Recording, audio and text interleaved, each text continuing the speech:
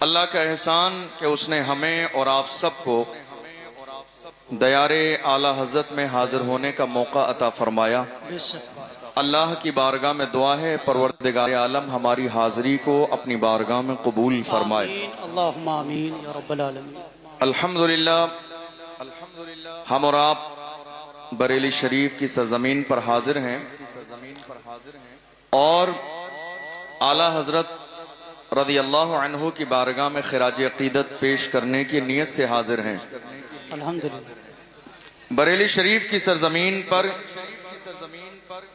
پورے ہندوستان میں سے کوئی بھی خطیب یا کوئی شاعر اپنی خطابت کے جوہر دکھانے کے لیے حاضر نہیں ہوتا ہے، بلکہ یہاں جتنے بھی لوگ آتے ہیں وہ اپنی بیٹری چارج کرنے کے لیے آتے ہیں، اور جو یہاں آ جاتے ہیں سال بھر کا ان کا کام بن جاتا ہے، بیٹریاں چارج ہو جاتی ہیں امام اہل سنت کی بارگاہ سے۔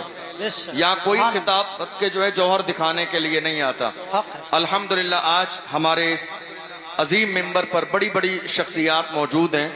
مفتی اعظم مہاراشٹر علامہ مفتی مجتبیٰ شریف مصباحی صاحب، علامہ مفتی فیض احمد صاحب قبلہ مصباحی، علامہ مفتی شاہ نواز عالم صاحب قبلہ مصباحی ازہری، اور بھی بہت سارے ہمارے علماء اکرام مفتیان اکرام جن کے ناموں سے میں واقف نہیں موجود ہیں۔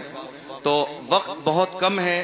سید جامع اشرف صاحب قبلہ بھی تشریف لانے والے ہیں، اس کے بعد سید امین القادری صاحب قبلہ کا بھی خطاب ہونے والا ہے۔ تو آپ لوگ بہت تسلی اور سکون کے ساتھ تشریف رکھیں اور ماحول بہتر بنا کے رکھیں تاکہ یہ محفل بہت کامیاب ہو، اور ہم سب اپنے گھروں سے آئے ہیں تو اعلیٰ حضرت کا فیضان لے کر واپس جائیں۔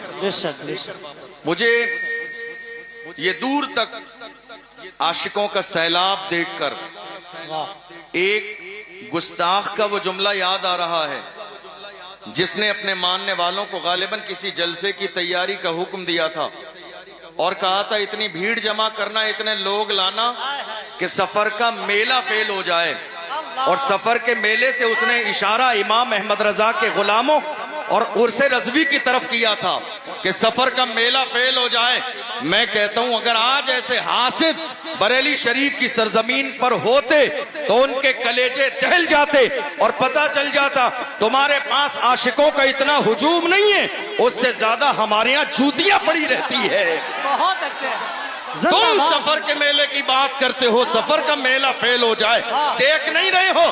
بریلی کے کونے کونے پہ چلے جائیے، عاشق جب بریلی کے ہجوم کو دیکھتا ہے تو دیکھ کے کہتا ہے وادی رضا کی کوہ ہے، ہمالا رضا کا ہے، جس سمت دیکھیے وہ علاقہ رضا کا ہے۔ زندہ باد زندہ باد، بہت اچھے مفتی صاحب۔ جتنے علماء اکرام یہاں آ رہے ہیں ماشاءاللہ، وہ دیکھ رہے ہیں پورے شہر میں جی پیر رکھنے کی جگہ نہیں ہے۔ بے شک، خود بہت اچھے مفتی صاحب۔ یہ بزرگوں کا فیضان ہے، وہ دیکھ رہے ہیں۔ میں خود ابھی آیا تو آتے وقت میں آپ یقین جانیے مجھے جنکشن سے لے کر یہاں تک آنے میں تقریباً 2-2.5 گھنٹے لگے، اللہ، مگر میں پریشان نہیں تھا کسی بھی طور پر، رشک ہو رہا تھا حضور کے غلاموں کو دیکھ کر، امام احمد رضا کے غلاموں کو دیکھ کر۔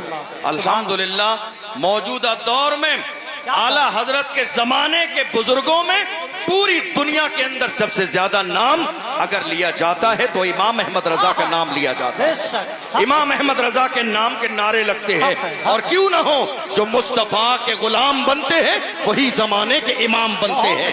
ہم اسی لیے تو کہتے ہیں عزت اسی کی جائے گی جو مصطفیٰ کی عزت کرے گا، تعظیم اسی کی جائے گی، نام کے نعرے لگتے ہیں، اور کیوں نہ ہو جو مصطفیٰ کے غلام جو مصطفیٰ کی تعظیم کرے گا۔ جامعہ نوریہ رضویہ کے اندر غلامان امام احمد رضا آج دنیا کے سامنے فخر کے ساتھ اعلان کر رہے ہیں عزت اسی کی جائے گی جو مصطفیٰ کی عزت کرے گا، اور ڈاکٹر اقبال کے انداز میں اعلان کر رہے ہیں کہ محمد سے وفا تو نہ تو ہم تیرے ہیں، یہ جہاں چیز ہے کیا لاہ و قلم تیرے۔ نعرہ تکبیر، نعرہ رسالت، عرس رضوی، جشن دستار و فضیلت و افتخار، زندہ باد۔ آج ہندوستان کی سرزمین پر حالات ہماری نگاہوں کے سامنے ہیں. آپ نے شروع سے لے کر اب تک جو تقریر سنی، میری تقریر کا انداز تھوڑا سا مختلف ہوگا. میری کوشش ہمیشہ یہ ہوتی ہے کہ ہم حالات پر بات کریں، تاکہ ہماری قوم جب مرکز اہل سنت سے جائے تو یہ پیغام لے کر جائے کہ مرکز سے ہمیں ڈرایا نہیں جاتا ہے، بلکہ ہمیں یہ مزاج دیا جاتا ہے زندہ رہنا ہے تو پھر موت سے ڈرنا کیسا، زندہ رہنا ہے تو پھر موت سے ڈرنا کیسا، جنگ لازم ہو تو لشکر نہیں دیکھے. کیا بات ہے، زندہ باد زندہ باد. آج ہندوستان کے کونے کونے پر دیکھ لیجئے آپ، حالات بگڑے ہوئے ہیں. جدھر دیکھ لیجئے حضور کی شان میں گستاخی، جدھر دیکھ لیجئے مسجدوں کو توڑنے کی پلاننگ، جدھر دیکھ لیجئے مسجدوں پر بلڈوزر چل رہے ہیں، جدھر دیکھ لیجئے مدرسوں میں تالے لگائے جا رہے ہیں، جدھر دیکھ لیجئے ہمارے علماء کی زبانیں بند کرنے کی کوشش کی جا رہی ہے. اور یہ کوئی نئی بات نہیں ہے، ہر زمانے میں ایسا ہوا ہے. سلمان صاحب کئی مہینے جیل میں رہے، اور ابھی ہمارے ایک عالم حضرت مولانا قمر غنی عثمانی صاحب جیل کی سلاخوں کے پیچھے ہیں. دنیا یہ سوچ رہی تھی قمر غنی عثمانی کو جیل کی سلاخوں کے پیچھے ڈال دیں گے، حوصلے ٹوٹ جائیں گے، مگر قمر غنی عثمانی نے بتا دیا میں عثمان کا بیٹا ہوں جس نے سب کچھ رسول اللہ کے قدموں پر قربان کیا ہے. مگر دشمنوں سے نہ کل سمجھوتا تھا، نہ آج سمجھوتا ہے، نہ صبح قیامت تک سمجھوتا ہے. زندہ باد زندہ باد. بہت اچھے. آج ہماری قوم کا المیہ یہ ہے کہ ہمارے لوگ بھول گئے ہیں، جو قوم کی قیادت کرتے ہیں انہیں لوگ بھول جاتے ہیں. نہیں میرے عزیزو، پلان بھی کیجئے قمر غنی عثمانی صاحب کے ساتھ اور دعا بھی کیجئے اللہ انہیں رہائی نصیب فرمائے. آمین اللہم آمین. ہم نہیں سوچیں گے تو کون سوچے گا؟ ہمارے دل میں درد نہیں ہوگا تو کس کے دل میں درد ہوگا؟ ہم نہیں بولیں گے تو کون بولے گا؟ آپ کو معلوم ہے میں ہندوستان کے شہروں میں الگ الگ جب جلسوں میں جاتا ہوں اور اس طرح کی باتیں کھل کے کرتا ہوں تو کئی لوگ ہمارے اسٹاف کے بھی اور کئی دوسرے لوگ بھی آ جاتے ہیں ڈرانے کے لیے اور مجھ سے کہتے ہیں ارے آپ کی ابھی شروعات ہے، ابھی نوجوان ہیں، آپ اتنا کھل کے بولیں گے، ہمیں ایسا لگتا ہے کہ آگے کہیں آپ کے لیے مشکل نہ ہو جائے، آپ اتنا کھل کر بول رہے ہیں. آخر آپ کے پیچھے کوئی بہت مضبوط بیک گراؤنڈ ہے جس کی بنیاد پر آپ دبتے نہیں ہیں، کھل کے بولتے ہیں. میں ایسے لوگوں کو بڑے پیار سے کہتا ہوں اگر میرے بیک گراؤنڈ کی بات سننا چاہتے ہو تفصیل بتا دوں گا تو کلیجے دہل جائیں گے. آپ مجھ سے کہہ رہے ہیں دبتے نہیں ہیں، ارے سنو کیا دبے جس پہ حمایت کہو، پنجا تیرا شیر کو خطرے میں لاتا نہیں کتا تیرا. نعرہ تکبیر، عشق محبت عشق محبت. جامعہ بیارس بھی باقر گنج بریلی شریف. واہ واہ واہ. آج حالات ایسے ہیں ملک کے کونے کونے میں خوف پھیلانے کی کوشش کی جا رہی ہے. ہمارے جوانوں کے سینے میں خوف پیدا کر دیا گیا. اللہ. آپ کی توجہ ہے میری بات پر؟ جی حضرت. توجہ ہے آپ کی؟ جی حضرت. کیا ایسا ہوا یا نہیں ہوا؟ جی. کیا خوف نہیں پھیلایا گیا؟ کیا آج خوف نہیں ہے لوگوں میں؟ باضابطہ پلاننگ کے ساتھ خوف پھیلایا گیا. یہ خوف ہی کی علامت ہے کہ ہماری مسجدیں توڑی جا رہی ہیں اور بولنے والا کوئی نہیں. یہ خوف کی ہی علامت ہے کہ سنبل کی شاہی جامع مسجد کے ساتھ منصوبہ بندی کے ساتھ ماحول خراب کرنے کی کوشش کی گئی، بولنے والا کوئی نہیں ہے. یہ منصوبہ بندی ہی ہے جو فتح پور کے مقبرے پر لوگ چڑھ کے بے حرمتی کر رہے تھے مگر کوئی بولنے والا نہیں تھا. یہ منصوبہ بندی ہی ہے کہ آپ نے جنوری اور فروری میں باضابطہ ہمارے لیے باضابطہ ایودھیا کے میلے میں ہمارے لیے بورڈ لگا دیے گئے، مسلمانوں کی انٹری نہیں ہوگی. ہم سے کہا جاتا ہے نفرت پھیلاتے ہیں، ہم نفرت پھیلاتے ہیں. دیکھ لو ملک کا سب سے بڑا عرس میرے اعلیٰ حضرت کا عرس ہے. کوئی بورڈ لگا کہ فلاں نہیں آئے گا؟ غریب نواز کے عرس میں کوئی بورڈ لگا کہ فلاں نہیں آئے گا؟ مخدومہ کی چھوٹا کے عرس میں کوئی بورڈ لگا کہ فلاں نہیں آئے گا؟ ہمارے سینے کشادہ ہیں، دل کشادہ ہیں، گھر کشادہ ہیں. اور رہی باضابطہ ایودھیا کے میلے کی بات تو سنیے، ہمارے لیے بورڈ لگا دیا گیا तुम्हारे लिए कलमा पढ़ने वालों की एंट्री नहीं है, मगर अल्लाह की शान देखो, खुदा जो करता है वो बेहतर करता है। बाद में हमें खुदा की ये मसला ही समझ में आई, अगर मुसलमान चले गए होते, वहां भगदड़ भी मची, लोग गिरे भी, आग भी लगी, लोग मरे भी। कहीं ऐसा नहीं कि कोरोना के जमाने की तरह ये दस्तार भी हमारे सर पे बांध दी जाती कि कोरोना इन्होंने फैलाया है, अल्लाह जो करता है अच्छा करता है, हमारे नाम का बोर्ड लगा दिया गया, एंट्री नहीं होगी। मगर जमाने ने देखा, जब मची भगदड़, लोग मरने लगे, तो यही कलमा पढ़ने वाले मुसलमान थे जिन्होंने दिल के दरवाजे भी खोले, मस्जिदों के दरवाजे खोले, घर के दरवाजे खोले और कहा खाना तुम्हारे लिए, पानी तुम्हारे लिए, बाथरूम तुम्हारे लिए, बिस्तर तुम्हारे लिए, चैन तुम्हारे लिए, सुकून तुम्हारे लिए। तब जाके उन दुश्मनों ने कहा हमने तुम्हें आने न दिया मगर तुमने बिस्तर लगा दिए। तो मुसलमानों ने कहा वो तुम्हारा किरदार था, ये मोहम्मद अरबी के गुलामों का किरदार। बहुत अच्छे, जिंदाबाद जिंदाबाद, सुभान। तुम्हारा किरदार था, ये मोहम्मद अरबी के गुलामों का किरदार है। फिर भी हमसे ये गिला है कि वफादार नहीं, क्या कहने हैं, वाह। फिर भी हमसे ये गिला है कि वफादार नहीं। अरे हम वफादार नहीं, तू भी तो दिलदार नहीं। जिंदाबाद, क्या बात। आज वाह वाह। मुल्क के हालात दिन ब दिन खराब क्यों हो रहे हैं? आपने कभी गौर किया? खराब इसलिए हो रहे हैं कि जहां कौम मुस्लिम को बोलना चाहिए, मुसलमान वहां बोलते नहीं हैं, और जहां मुसलमानों को खामोश रहना चाहिए, वहां मुसलमान बोलते नजर आते हैं। यही वजह है कि हालात दिन ब दिन खराब होते चले जा रहे हैं। मैं बस अपनी कौम से इतना कहता हूं, ये खामोश मिजाजी तुम्हें जीने नहीं देगी, ये खामोश मिजाजी तुम्हें जीने नहीं देगी। इस दौर में जीना है तो कोहराम मचाओ, इंतजार किस दिन का है?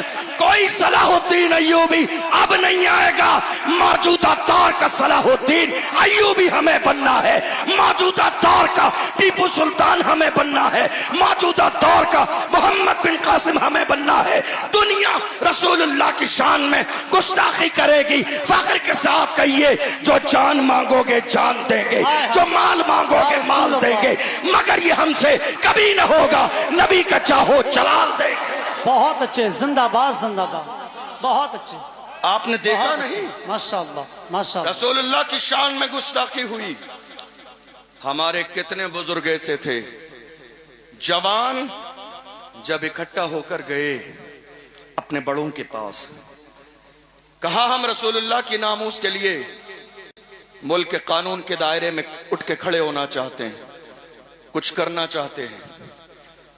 तो हमारे बड़ों ने डरा दिया और क्या कहा, हालात अच्छे नहीं है। बताइए ये जुमला सुनने में आया या नहीं आया? सुना या नहीं सुना आपने? क्या कहा? हालात अच्छे नहीं है। जवान खड़े हुए, बिठा दिया गया, जवानों का हौसला बुलंद हुआ, डरा दिया गया। जवान रसूलुल्लाह की नामूस के पहरेदार बनने के लिए आगे आए, उन्हें डरा के खामोश कर दिया गया। हालात अच्छे नहीं है। मैं तो ये जानना चाहता हूं, हमारे लिए हालात अच्छे कब थे? हमारे लिए हालात अच्छे कब थे?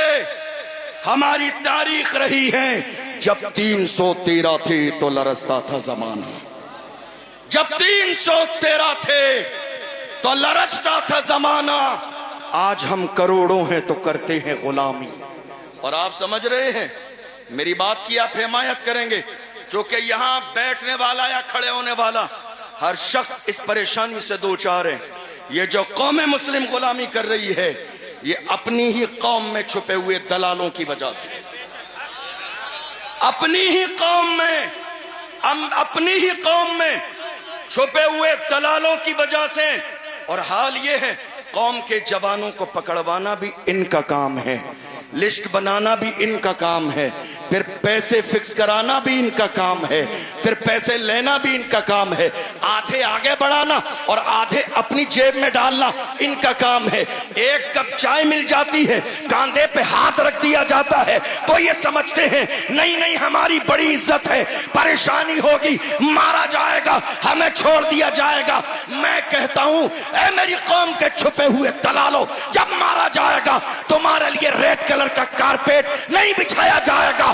ڈاکٹر راحت اندوری نے کہا تھا لگے گی آگ تو آئیں گے گھر کی عزت میں، یہاں پہ صرف ہمارا مکان توڑی۔ واہ زندہ جو آج صاحب مسند ہیں کل نہیں ہوں گے، کرائے دار ہیں ذاتی مکان تھوڑی ہے، سبھی کا خون ہے شامل یہاں کی مٹی میں، کسی کے باپ کا ہندوستان تھوڑی ہے۔ بے شک زندہ سبھی کا خون ہے شامل یہاں کی مٹی میں، کسی کے باپ کا ہندوستان تھوڑی ہے۔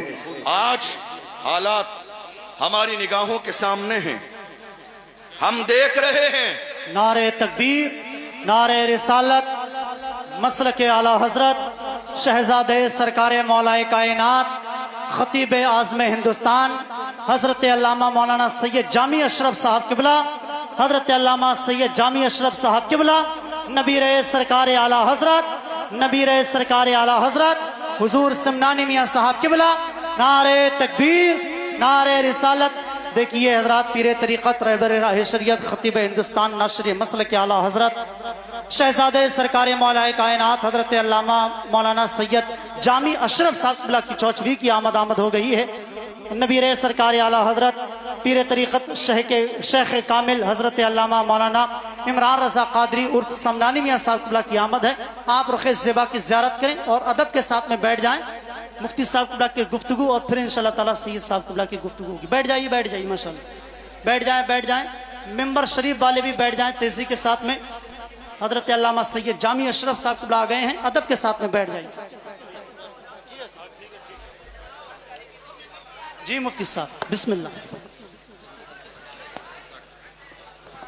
تشریف رکھیے، حضرت سید جامی میاں صاحب قبلہ تشریف لا چکے ہیں۔ میں اپنی بات مکمل کرنے لگا ہوں، چونکہ تعداد ہمارے مہمانوں کی بہت زیادہ ہے اور ہم لوگ تو اس بارگاہ میں خادم کی حیثیت سے آتے ہیں، تو جو ہمارے مخدوم ہیں، جو مولا کائنات کے شہزادے ہیں، جن کا تعلق اہل بیت سے ہے، ہمیں اور آپ سب کو مل کر ان کی مہمان نوازی کرنی چاہیے۔ آج بس میں اپنی بات 2-4 منٹ میں مکمل کرنے لگا ہوں۔ میں صرف یہ کہہ رہا تھا کہ دنیا قوم کا سب سے قیمتی سرمایہ اس قوم کے جوان ہوتے ہیں۔ دنیا کی پیغام دے آپ کو، بس سن لیجئے آخری باتیں۔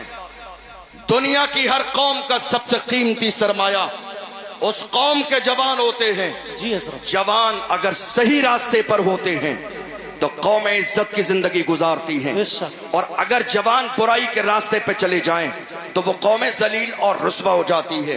حیرانی کی بات یہ ہے کہ یہ قیمتی سرمایہ جوانوں کی شکل میں بڑی تعداد میں ہندوستان میں ہمارے پاس موجود ہے، مگر افسوسناک صورتحال یہ ہے کہ ہماری قوم کے جوان کہاں ہیں؟ دیکھ لیجئے، رات کے 3 بجے شراب کے ٹھیکے پر، رات کے 4 بجے زنا کے اڈے پر، رات کے 5 بجے سٹا لگانے میں۔ یاد رکھیے گا، ایک طرف آپ یہ سارے غلط کام کرتے رہیں اور دوسری طرف کہیں حضور کا دامن نہیں چھوڑوں گا، تو یہ 2 الگ باتیں ہیں۔ جس قوم کے جوان ہدایت کے راستے پر آ جاتے ہیں وہ قوم زندہ و تابندہ ہو جاتی ہے۔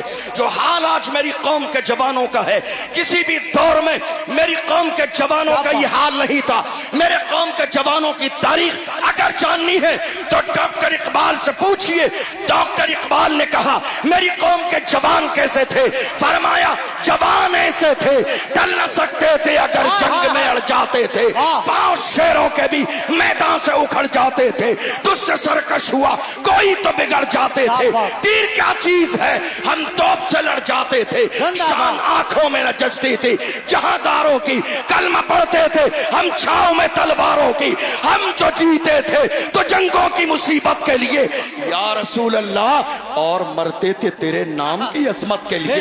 دشت تو دشت ہے، دریا بھی نہ چھوڑے ہم نے، بحر ظلمات میں دوڑا دیے گھوڑے ہم نے۔ نعرہ تکبیر، نعرہ مسلک اعلی حضرت فیضان اولیاء اکرام عرس رضوی، عشق محبت، عشق محبت، پیار محبت، پیار محبت، حضور سمنانی میاں صاحب قبلہ، مفتی اشرف جیلانی صاحب قبلہ، فیضان کی چاچا شریف، نعرہ تکبیر، عشق محبت، عشق محبت، بستی بستی قریہ قریہ تمہارے لیے، تمہارے لیے، تمہارے لیے، تمہارے لیے، تمہارے لیے، تمہارے لیے، تمہارے لیے، ہماری اجا، ہماری زبان، اگر ہم جیے سرکار کے لیے تو ہمارا جینا کامیاب، اور اگر ہم سرکار کے لیے مرے تو ہمارا مرنا کامیاب۔ میرے حضور تعالی شریعہ میرے صحابہ بڑے ابا فرماتے ہیں زندگی یہ نہیں ہے کسی کے لیے، زندگی یہ نہیں ہے کسی کے لیے، زندگی ہے نبی کی، نبی کے لیے، نہ سمجھ مرتے ہیں زندگی کے لیے، اور جینا مرنا ہے سب کچھ نبی کے لیے۔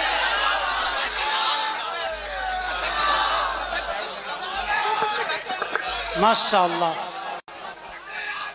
بس بس بس بس ہو گیا، ہو گیا، ماشاءاللہ۔ تقریر سنیں سنیں، ماشاءاللہ۔ ہزار آج حالات یہ ہیں، لگاتار یہ پلاننگ کی جا رہی ہے رسول اللہ کی شان میں گستاخی کی جائے اور پیغمبر کی عظمت کو گھٹا دیا جائے۔ بس 2-4 منٹ آپ کے لے رہا ہوں، بات مکمل ہونے لگی ہے۔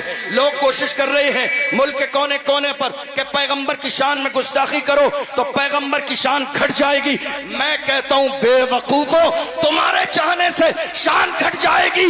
ارے ہم بریلی والے ہیں، بریلی سے آواز آئی ہے، رہے گا یوں ہی ان کا چرچا رہے گا، پڑے خاک ہو جائیں جل جانے والے، زندہ باد، زندہ باد۔ حشر تک ڈالیں گے ہم پیدائش مولا کی دھوپ، مثل فارس نجد کے قلعے گراتے جائیں گے، خاک ہو جائیں عدو جل کر مگر ہم دو رضا، دم میں جب تک دم ہے ذکر ان کا سناتے جائیں گے۔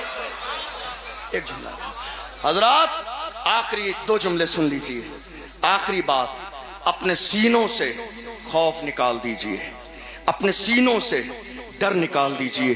اللہ نے موت کا وقت مقرر کر دیا ہے، نہ ایک لمحہ پہلے آئے گی، نہ ایک لمحہ بعد میں آئے گی۔